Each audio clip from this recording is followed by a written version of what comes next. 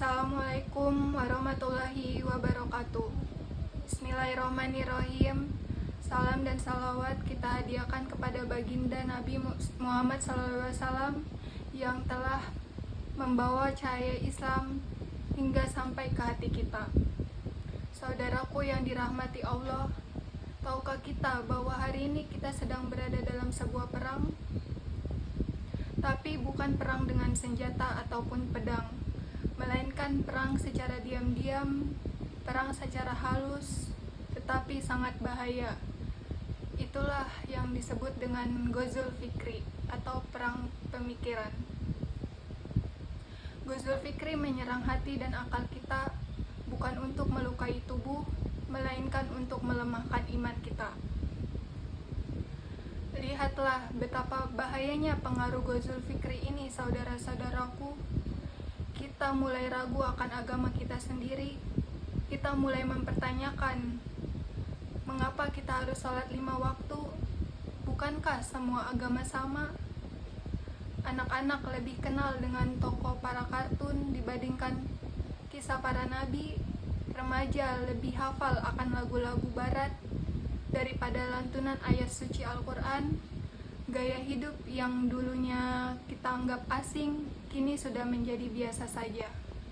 Itulah hasil dari Ghazul Fikri.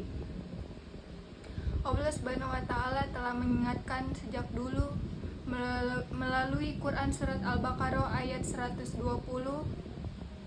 yang isinya walan tardo angkol yahudu walan nasaro hatta tatabi'a malatahum, yang artinya orang-orang Nasrani dan Yahudi tidak pernah ridho kepadamu hingga kamu mengikuti ajaran mereka. Ghazul Fikri itu halus, masuknya bisa lewat film, lagu, quotes-quotes yang bisa saja terlihat bijak, tapi menjauhkan kita dari tauhid. Ghazul Fikri membuat kita lebih cinta akan dunia, malu terhadap syariat agama, hijab dianggap kuno. Dan itu bukan hanya sebuah kebetulan, saudara-saudaraku. Itu merupakan sebuah agenda. Ini bukan tentang soal budaya asing, soal anti budaya asing, tetapi soal filter. Jika kita lemah, kita akan hanyut terbawa arus. Lalu, apa yang harus kita lakukan? Kita harus sadar, kita harus kembali ke Al-Quran, kembali mencintai Islam dengan sepenuh hati. Karena Islam bukan hanya sekedar agama, melainkan cara pandang hidup.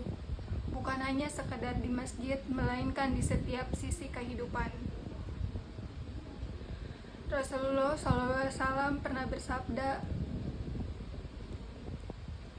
akan ada di masa di mana orang-orang yang berpegang teguh terhadap agama seperti menggenggam bara api. Hadis riwayat Tirmizi. Dan mungkin masa itu adalah sekarang. Mari kita kuatkan iman kita. Mari kita lebih dekat dengan Allah. Mari kita lindungi diri kita dan keluarga kita. Jangan sampai pikiran kita diracuni oleh orang-orang yang ingin menjauhkan kita kepada Allah Subhanahu wa Ta'ala. Semoga Allah selalu melindungi kita, melindungi generasi selanjutnya agar terjauh dari fitnah Ghazul Fikri. Amin amin ya rabbal alamin. Wassalamualaikum warahmatullahi wabarakatuh.